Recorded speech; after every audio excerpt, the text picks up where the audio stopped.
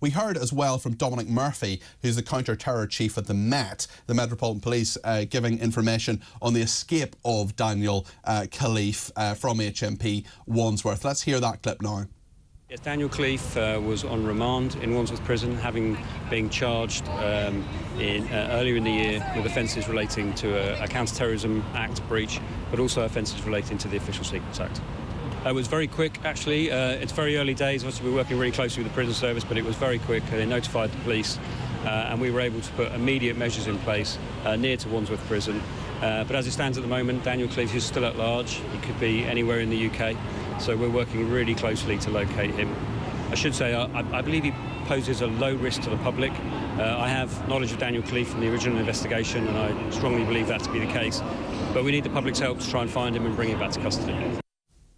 Kevin in Newcastle has been in touch on this. He says, "Morning, Peter. I worked as a prison officer for 32 years in all types of establishments before retiring 5 years ago. You learn very quickly to count groups of prisoners in and out of every area and during the movement. This is a massive security breach, and it will have repercussions. Austerity cuts, recruitment problems, poor vetting, retention and poor management have all contributed to the state of our prisons." Well, there is literally no human being alive who is more qualified to comment on this than Ian Acheson, who is the senior advisor to the Counter-Extremism Project. He reviewed terrorists in prison and the conditions around that for the government a few years ago. He's a former head of security at Wandsworth Prison in the 1990s.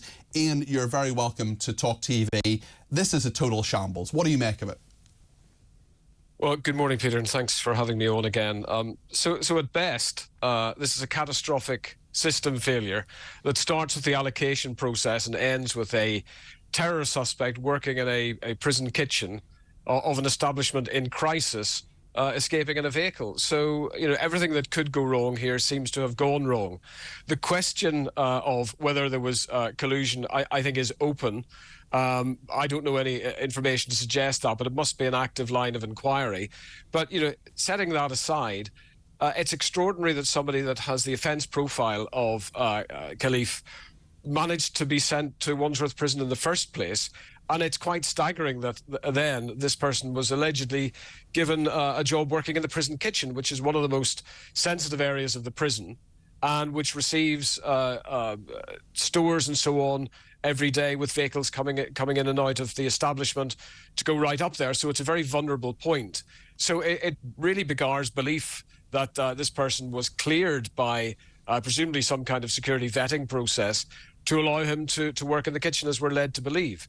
But then also, you've got the failure of multiple human and physical security barriers between him in that kitchen and the outside of the prison. So every one of those seems to have failed, which throws up major questions about the competence of the jail to be able to safely contain and manage its prisoner population. Ian, could this just be human error? Could this just be 2 or 3 people not doing their jobs, or not noticing, or being too tired? Or could it just be human error? Or is this a more systematic thing that we need to worry about in terms of how our prisons are run? Yeah, I mean, it could absolutely be human error, but you've got to look at that in the context of Wandsworth and, many prisons like Wandsworth, sadly.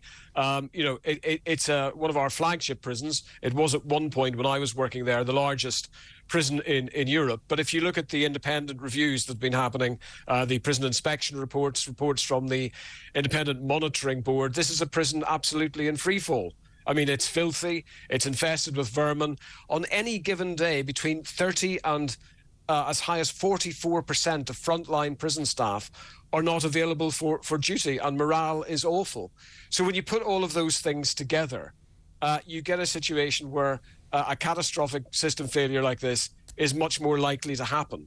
And, it's extraordinary to me, Peter, and this happens time and time again, that the Justice Secretary has to rely on the coincidence of a random inspection report into prisons like Wandsworth to know how bad the system is.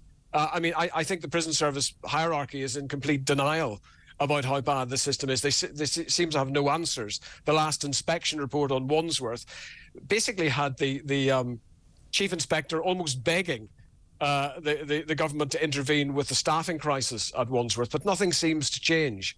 And so we have, young, relatively inexperienced staff who don't last very long when they go into an environment awash with brutality and instability, coming into the prison and leaving, and that puts the place into a bit of a death spiral because the remaining staff are then under more pressure. So it is absolutely conceivable, to answer your question, that this is a series of human errors. And, ahead of speculation, we just don't know whether there was any inside help or not. Yeah. But the one thing I would say that's essential, and I would say this directly to Alex Chalk, is look at the track record the prison service has of marking its own homework. It's appalling. Get somebody independent who will oversee this process, who has no recent connection to the prison service. I can think of someone. In terms of Iran and the Iranian alleged links that he has, and the fact that he's a trained soldier, he is of course a suspect. He hasn't been convicted of anything. But this would strike me as someone who should be in Belmarsh. With your expertise on counter-terror sure. and on extremism, especially in prisons, Ian. Yeah. I have no idea, as someone who used to work in the Ministry of Justice as Special Advisor to the Justice Secretary, why this person was in Wandsworth and not Belmarsh. And you'd be asking very serious questions on behalf of your minister, your Secretary of State, if that was the case. And one hopes that's the case with Alex Chalk. But you're absolutely right. Looking at the characteristics of this man and the offences he was charged under, and also the fact, we're led to believe by the Times report anyway, that he was regarded as a flight risk, which was the reason he was remanded in custody in the first place. You would have expected him to be in the one prison that is purpose-built in the southern half of England to take prisoners on remand who have the same kind of offence charge profile. And I've been behind those bars of HMP Belmarsh on a visit, I should say, not as an inmate, as I know you have been too, Ian. And it is an incredibly secure place. There is no real way out of Belmarsh if you're not meant to, and that to me would be the logical place that he should have been. Yes, you're right, I think. I mean, it's not inconceivable that he could have been at Wandsworth Prison, but that was an allocation process that would have taken place, presumably at Prison Service Headquarters. I mean, we've talked about this before. Prison Service Headquarters is one of the growth areas, ironically, of the prison service. It's got about 5,500 people, about 10% of the workforce working there. You've got people there responsible for allocation of prisoners who go through the courts, who may pose a serious risk to the public. You've got people who are responsible for security audits. You've got any number of well-paid executives who are responsible, apparently, for monitoring progress and performance inside these prisons. And it seems to me all of those systems are basically not fit for purpose anymore if you're getting situations like this happening. People will make the defence, and it's worth saying that, these escapes are happen very rarely. The last time, as you know, Peter, I'm sure, there was a terrorism-connected escape from a prison was HMP Whitemore in 1994. But I have to say that the conditions inside our prisons are so bad at the moment and so poorly understood by the public that all the ingredients for this sort of thing to happen and to keep happening are there. And it doesn't just stop with places like Wandsworth. We had the chief inspector effectively walk out of one of our high security prisons a week ago, HMP Woodhill, because he had to alert ministers to how dangerous the environment was and how understaffed it was. We've got a couple of hundred of very serious convicted terrorist offenders in our system at the moment. They've got all day, every day to study weaknesses, to condition staff, and across the system, we have staff who are inexperienced and who are basically overwhelmed by the task they've been given to do. This is the thin end of a very dangerous thick wedge. Ian Acheson, thank you very, very much indeed. He's a senior advisor at the Counter Extremism Project.